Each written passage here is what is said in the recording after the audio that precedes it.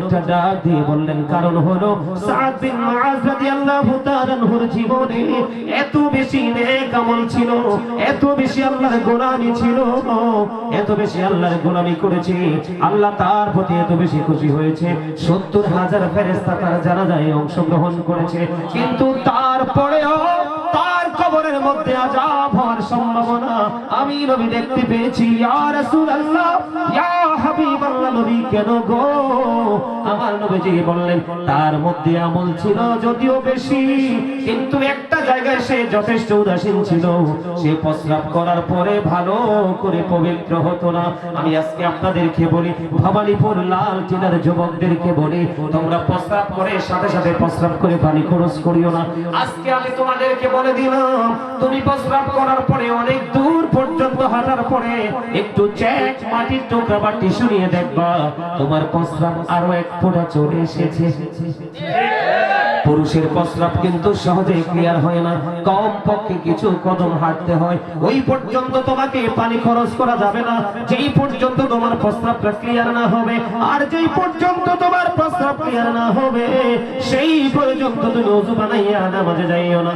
একটা নামাজ 4 রাকাত, তুমি যদি শেষ রাকাতেও বসো তারপরেও তোমার নামাজ জামাতের সওয়াব তুমি পেয়ে যাবা।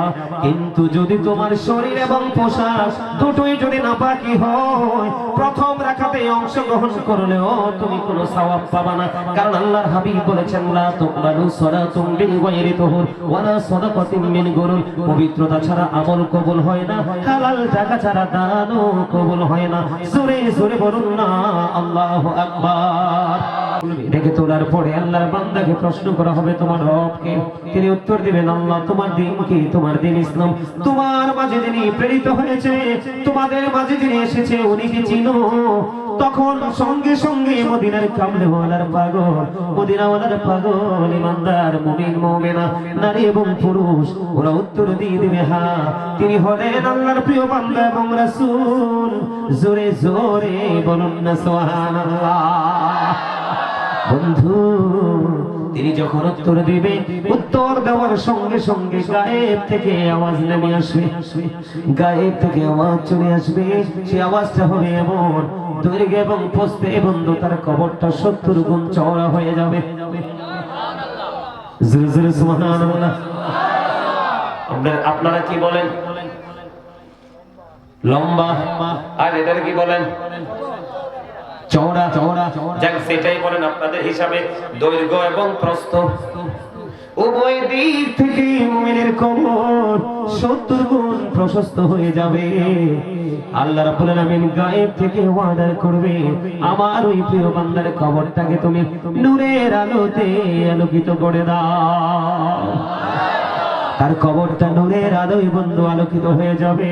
আল্লাহ রাব্বুল আলামিন বলবে, তার কবরটাকে নূরের আলোর সাথে নূরের আলোয় আলোকিত করে দাও, জান্নাতের সাথে তার কবরের একটা সংযোগ সৃষ্টি করে দাও এবং কবরটাকে জান্নাতের বাগান বানিয়ে জান্নাতের গালিচা বিছিয়ে দাও।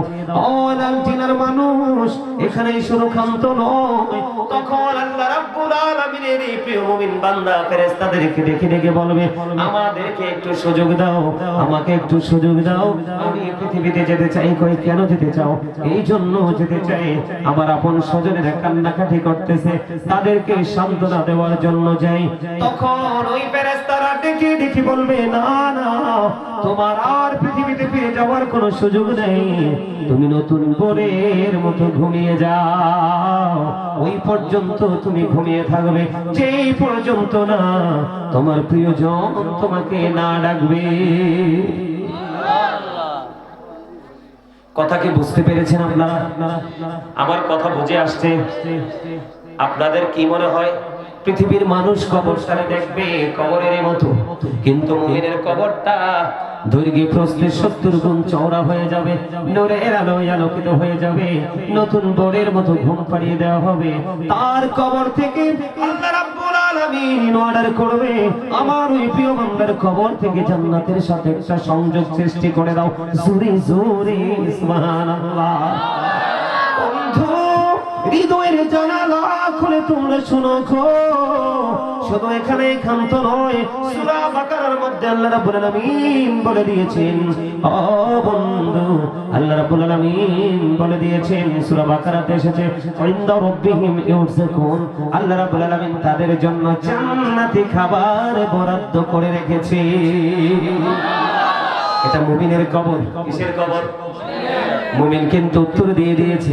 অন্য হাদিসের মধ্যে এসেছে, তাদেরকে যখন প্রশ্ন করা হবে, মুমিনকে যখন প্রশ্ন করা হবে, সঙ্গে সঙ্গে সে উত্তর দিয়ে দিবে। উত্তর দেওয়ার সঙ্গে সঙ্গে গায়েব থেকে কুদরতিভাবে গায়েবী আওয়াজ আসবে, আমার এই বান্দা যা বলেছে সত্য বলেছে। তাকে ফেরেশতারা প্রশ্ন করবে, তুমি এটা জানলে কি করে? ওই আমি আল্লাহর কিতাব থেকে জানতে পেরেছি। তখন ওই গায়েবী আওয়াজ আসবে, তার এই বক্তব্যকে সমর্থন করবে। আর ফেরেশতারা বলবে, আমরা জানতাম তোমার উত্তরটা এমন মধুময় হবে। আর যারা বলেন না সুবহানাল্লাহ। আমি আপনাদেরকে বলি, এই যে জিকির আপনি করতেছেন না, আমি বারবার বলি জিকির করেন বন্ধু। আল্লাহর হাবিব একদিন বন্ধু সফরে বের হলো, খেয়াল করবেন, আল্লাহর হাবিব একদিন সফরে বের হলো, সাহাবায়ে কিরামদেরকে নিয়ে হঠাৎ করে প্রতিমধ্যে তিনি থমকে দাঁড়িয়ে গেলেন। দাঁড়িয়ে তিনি বন্ধু খেজুরের দুটো ডাল দুটো কবরের মধ্যে এনে গেড়ে দিলেন। ইয়া রাসূলুল্লাহ, ইয়া হাবিবাল্লাহ, নবী গো, এই কবর দুইটার মধ্যে খেজুরের ডাল কেন আপনি গেড়ে দিলেন? ইয়া রাসূলুল্লাহ, আমার নবীজি বললেন, এই কবর দুইটার মধ্যে আযাব চলতেছে। নাউযুবিল্লাহ। ইয়া রাসূলুল্লাহ, ইয়া হাবিবাল্লাহ, প্রাণের নবী, নবী গো, কবর দুইটার মধ্যে আযাব হয় আমি বুঝতে পারলাম, কিন্তু খেজুরের ডাল কেন আপনি গেড়ে দিলেন? ইয়া রাসূলুল্লাহ, এখানে আপনার আমার জানার দরকার আছে। খামখেয়ালি করে করে বন্ধু আমরা অনেক অন্যায় করে ফেলি। বন্ধুরি আমার, আমি আপনাদেরকে বলি, দুইটা কবরের মধ্যে আযাব হওয়ার কারণ হলো, একটা হলো সুগুলখুর, মানুষের গোপন কথা শুনে শুনে চায়ের দোকানে বসে বসে বন্ধু প্রকাশ করে দিত। কিছু মহিলা আছে এলাকার মধ্যে, বেকার মহিলা, অসভ্য মহিলা আছে না নাই? এই বাড়ির কথা ওই বাড়িতে, ওই ঘরের কথা এই ঘরে আছে না নাই? এইরকম চুগুলখুর আছে, যার কারণে সমাজ এবং বাড়ি ঘর বন্ধু অশান্তির মধ্যে থাকে, আছে না নাই? আল্লাহর হাবিব বলেছেন, একটা কবরের মধ্যে আযাব হচ্ছে এই কারণে, ওই কবরবাসী সেই পৃথিবীতে ঘুরে ঘুরে চুগুলখুরি করেছিল। আর একটা কবরের মধ্যে আযাব হচ্ছে এই কারণে, ওই লোকটা সে প্রস্রাব করার পরে পানি খরচ করত, কিন্তু ভালো করে পবিত্র হতো না। এখনকার বর্তমান সময়ের যুবক ছেলেদের মধ্যে এটা দেখা যায়, এমন অসভ্য একটা প্যান্ট পরে জিন্স প্যান্ট, এটা পরার পরে সামনের দিক দিয়ে লজ্জাস্থান দেখা যায়, পিছনে নাম বিশেষ করে সবচেয়ে বড় আফসোস লাগে, নামাজ যাইয়া রুকু যখন দেয় বন্ধু, পিছন দিক দিয়ে তার পুরো লজ্জাস্থানটা দেখা যায়। আমি আজকে আপনাদেরকে বলি, এই প্যান্ট পরে যখন ছেলেরা হাঁটে প্রায় সময় দেখি এই প্যান্টগুলো পরে বসা যায় না, দাঁড়িয়ে প্রস্রাব করে দেয়, প্রস্রাব করার পরে সেন্টটা আবার লাগিয়ে দেয়, আবার এই প্যান্টটা পরে মসজিদে চলে যায়। আল্লাহর হাবিব বললেন, ওই মানুষ যে দ্বিতীয় ব্যক্তি, ওর কবরে আযাব হচ্ছে প্রস্রাব করার পরে সে পবিত্র হতো না। জোরে জোরে বলেন নাউযুবিল্লাহ, আর জোরে বলেন না নাউযুবিল্লাহ। আমি আপনাদেরকে বলে, যেহেতু এই হাদিসটা এসেছে, যেহেতু কবরের সাথে যুক্ত বন্ধু, সাদ বিন মুআজ রাদিয়াল্লাহু তাআলার ইন্তেকালের পরে, খেয়াল করবেন, সাদ বিন মুআজ রাদিয়াল্লাহু তাআলার ইন্তেকালের পরে তার জানাজায় ৭০,০০০ ফেরেশতা অংশগ্রহণ করেছে। তারপরেও আল্লাহর হাবিব তার কবরের পাশে দাঁড়াইয়া দোয়া করে দিয়েছে, ইয়া রাসূলুল্লাহ, ইয়া হাবিবাল্লাহ, নবী, নবী গো, কেন গো তার কবরের পাশে এসে তাসবিহ তাহলিল দোয়া চলছে, আমার নবী। আর জোরে বলুন আল্লাহু আকবার। এবার বলতেছিলাম বন্ধু, আল্লাহর হাবিব বলতেছেন, একটা কবরের মধ্যে সুগুলখোর আর একটা কবরের মধ্যে প্রস্রাব করে পবিত্র হতো না নাপাক মানুষ, এই জন্য তাদের কবরে আযাব হচ্ছে। ইয়া রাসূলুল্লাহ, ইয়া হাবিবাল্লাহ, নবী গো, বুঝে নিলাম কবর দুইটার মধ্যে অপরাধের কারণে সাজা হয়, কিন্তু এই দুইটা কবরের মধ্যে দুইটা খেজুরের ডাল কেন আপনি গেড়ে দিলেন ইয়া রাসূলুল্লাহ? আমার নবীজি বললেন এই দুইটা কবরের মধ্যে খেজুরের ডাল দুইটা গেড়ে দেওয়ার কারণ হলো যতক্ষণ পর্যন্ত খেজুরের ডালগুলো সবুজ থাকবে ততক্ষণ আমার মাওলার জিকির করবে, আর জিকির যতক্ষণ চলবে কবরবাসীর কবর আযাব কিছুটা হলেও আমার আল্লাহ মাফ করবে। আপনারা কোন স্বজন কবরে আছে না নাই? কথা বলেন। এই হবিগঞ্জ, ভবানীপুর, লালটিলা, উত্তর ভবানীপুর লালটিলা গ্রামের মধ্যে কবর আছে না নাই? আজকে যে মাহফিলে আসছেন এটা আপনার কবরবাসীর জন্য হাদিয়া, আর জিন্দা যারা আছে তাদের রূহের জন্য খাবার। ওয়াজ শুনে কি দেহের মধ্যে শান্তি আসে না মনের মধ্যে? মনের মধ্যে। আরেকটা কয় দেহের মধ্যে।